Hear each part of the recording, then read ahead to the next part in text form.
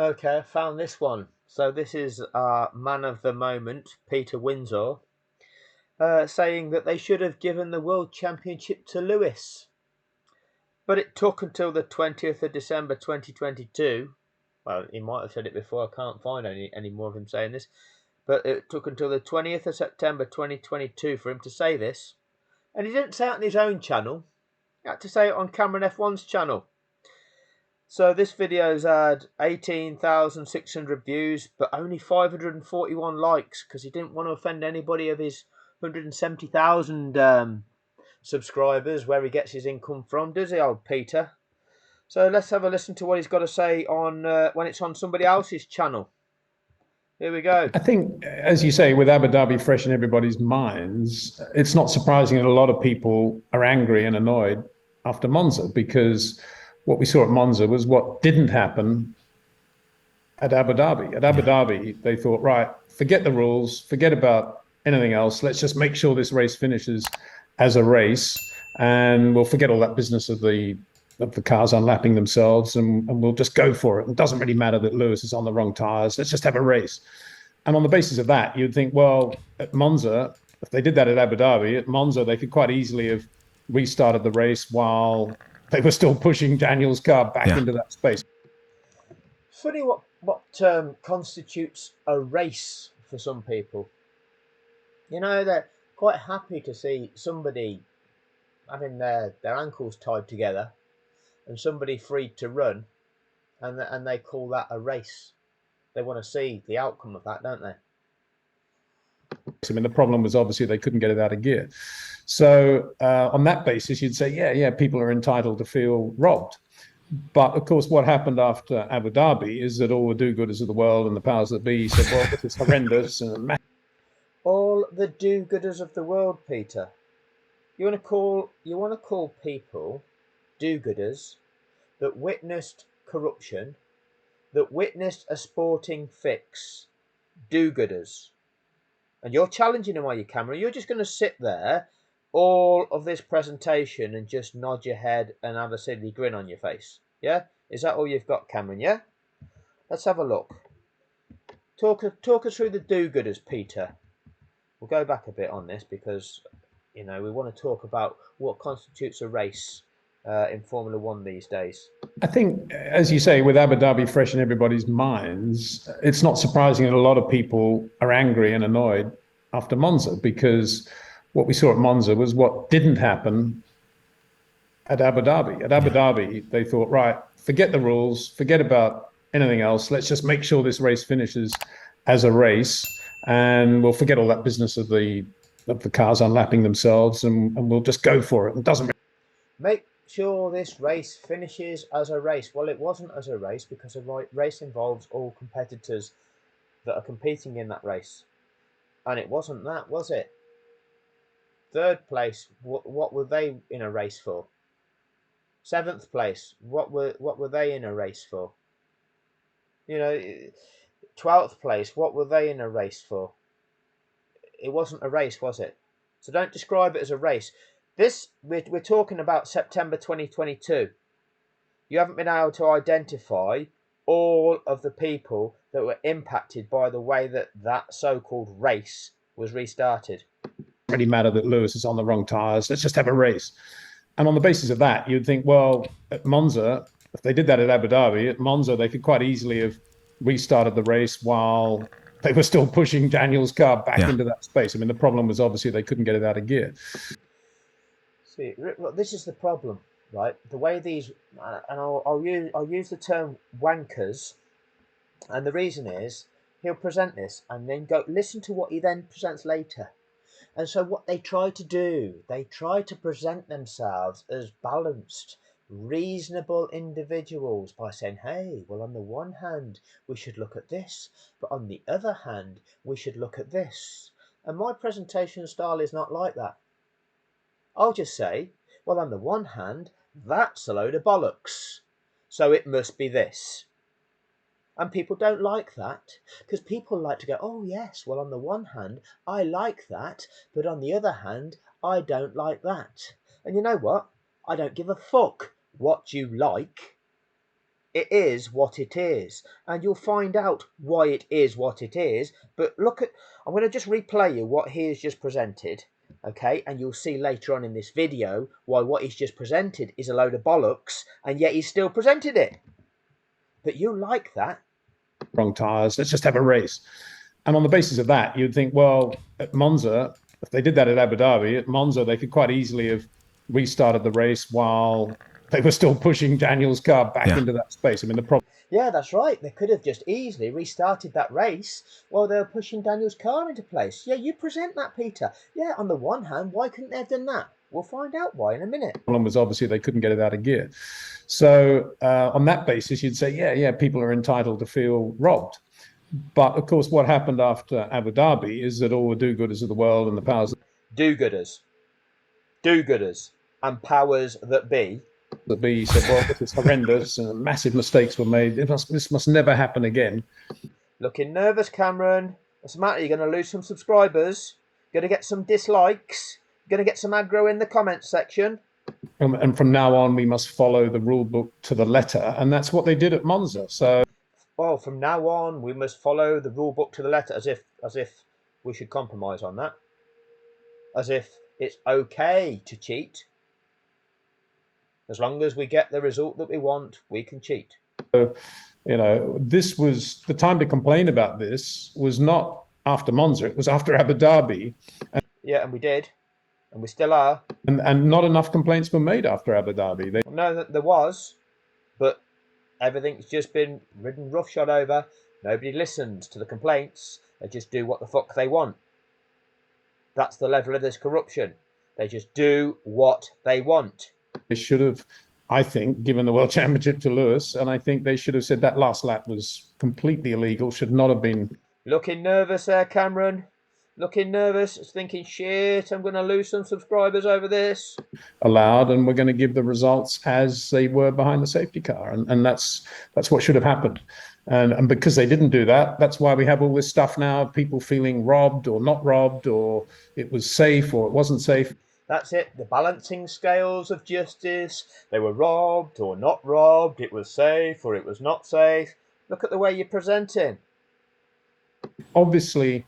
Not obviously, but my perspective is safety is the most important thing. I'm probably been around a little bit longer than most people. I went to 15 funerals by the time I was 30, and most of them were young kids my age who died in Formula One cars. And so anything that enhances safety, I'm always 100% behind it. And I think it would have been dangerous to have restarted at Monza. So there you fucking go then, doesn't it? There you fucking go. It would have been dangerous to restart it at Monza while pulling that car out of the way. And yet earlier in this video, you have presented, oh, well, we could have restarted by just when they were dragging Daniel's car out of the way. This is the way you like to present. Oh, on the one hand, we think that we could have restarted whilst they were dragging Daniel's car out of the way. On the other hand, I've been to 15 funerals by the time I was your age, and they were young kids that were in Formula One cars that died in motor racing. Oh, that's this balance. Which side of the balance do you fall down upon? Let me know what you think in the comment section. Which way would you like it to be? Would you like to resume racing, or would you like to be the person that's going to 15 funerals? Let me know what you think in the comment section. Still putting down. This is the nature in which these fucking pricks comment and present in Formula One. People pleasers. People pleasers. And the people they're trying to please are people that just want to project for their desires. They've got no consideration for ethical values, for safety concerns, for sporting values, for what is right. All they care about is what they want. I want Max Verstappen to win. I hate Lewis Hamilton. I don't want Lewis to win. I want what I want. Oh, let me know what you think. Fuck 'em. Okay? There are clear rights and there are clear wrongs in this world. When we are doing anything now, safety is a huge consideration and has to be top of the pile. We do not want to see people die. In sport especially, we do not want to see people die. Sport is supposed to be entertainment, and I'm not going to get any entertainment whatsoever. One of the most harrowing things that I saw outside of Formula One was at the European Championships the other year when Christian Eriksen collapsed on the pitch and effectively died on the pitch. And it was truly shocking. And I couldn't have been happier for that situation when we got the news that he was alive and was going to be okay. I don't want to see a loss of life in sport. And to try and protect that, you've got to have the right safety measures. And that is key. But you've got people like this trying to people please, trying to cater for people's desires, rather than telling people, no. This is not a discussion. This is not a let me know what you think about this. What would you like? This is telling people, this is how it is. These are the reasons, and this is why this must be what it is. What has happened was wrong. It shouldn't be like that. These are the reasons it should not be like that. Let's explore what truly happened, and let's explore why it happened that way. Oh, there is a huge amount of corruption going on here. Oh, but you won't say that because you don't want to upset your followers, do you? You don't want to alienate a few that don't like hearing that. Fuck them. Okay? They're wrong uns. They're shitheads.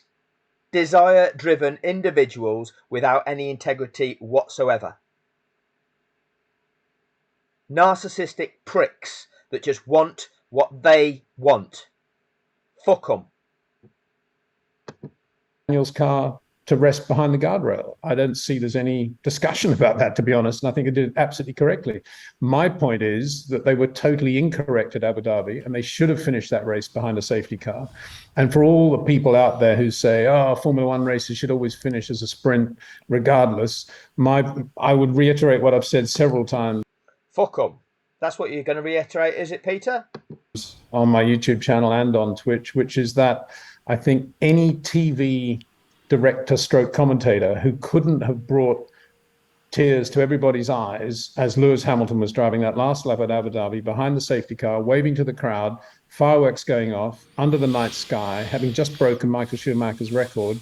Anybody that couldn't have made that moment work for posterity and in the history of Formula One shouldn't be in the job in the first place. So I mean, I think not only do I think it was wrong to finish as a race at Abu Dhabi, I think Formula One missed a massive opportunity to create one of the most emotionally charged moments in the history of its sport.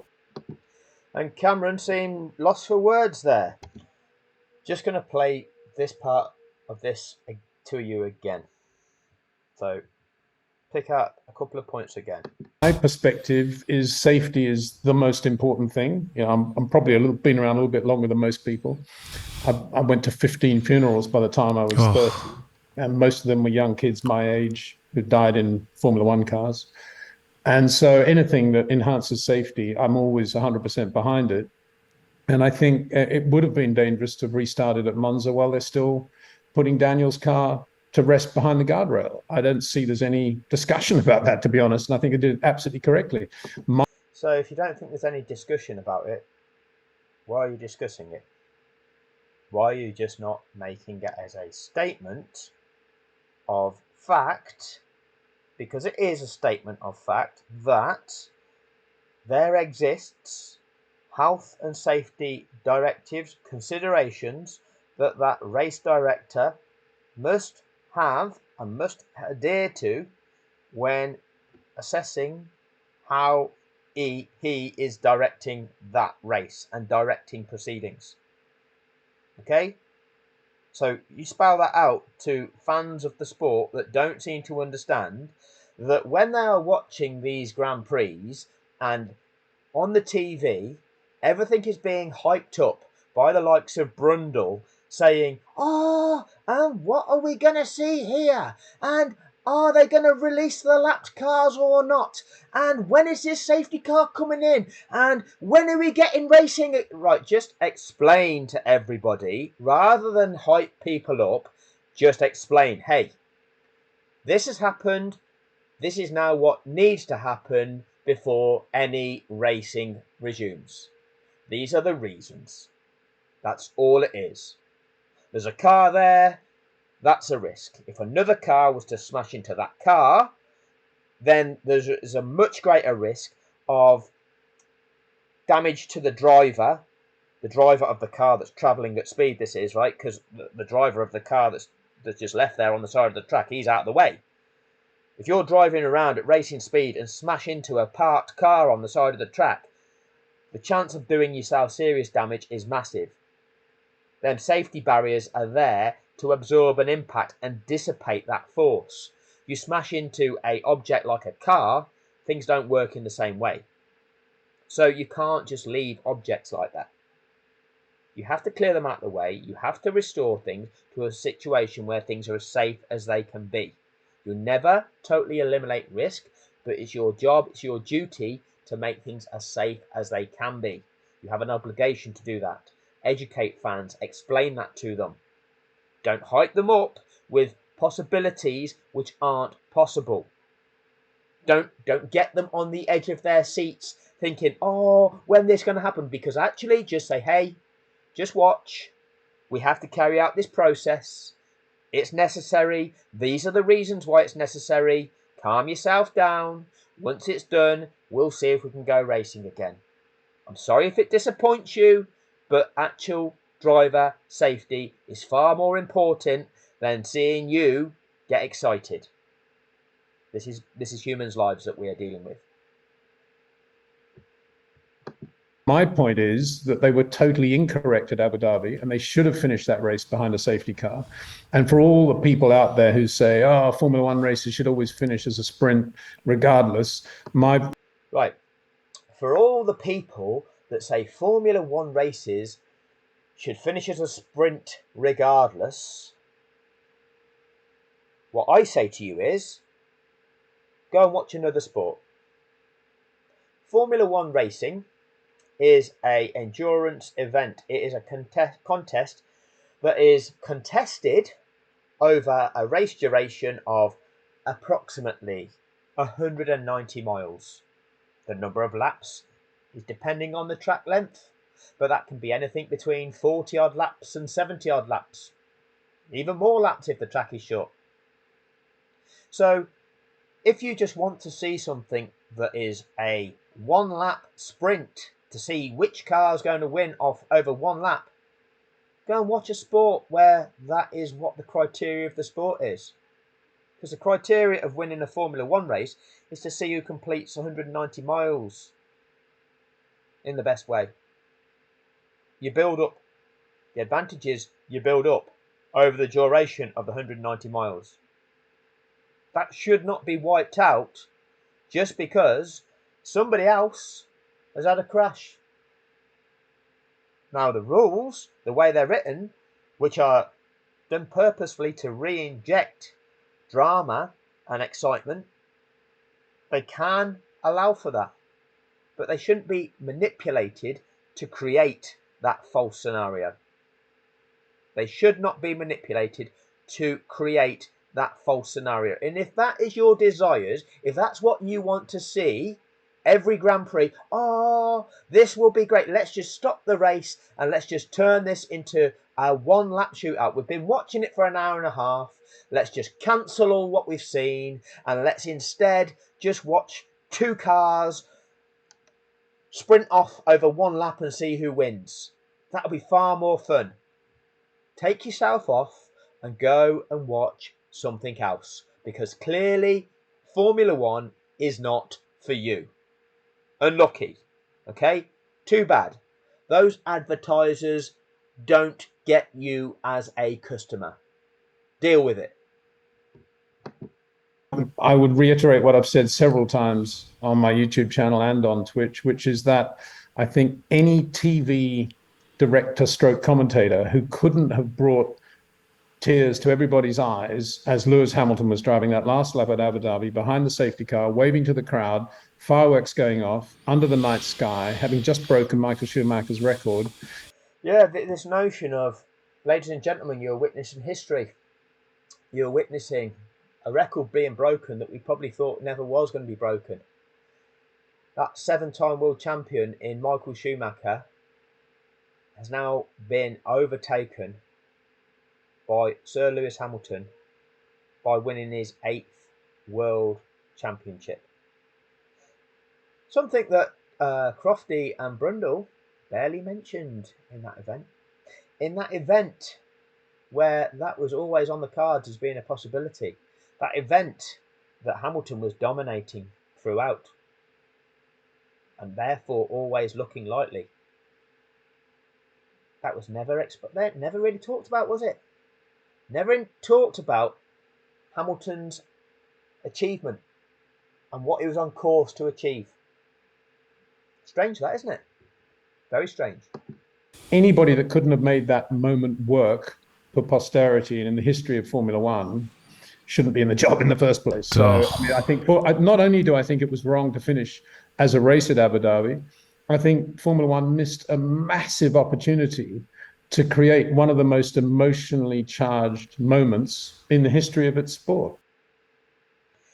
So, you know, your concern is about it missing an opportunity to create an emotionally charged moment.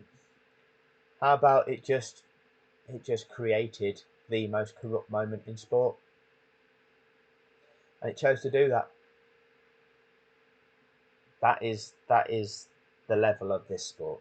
That's how filthy they are. Anyway, Merry Christmas, you filthy animals. See you soon.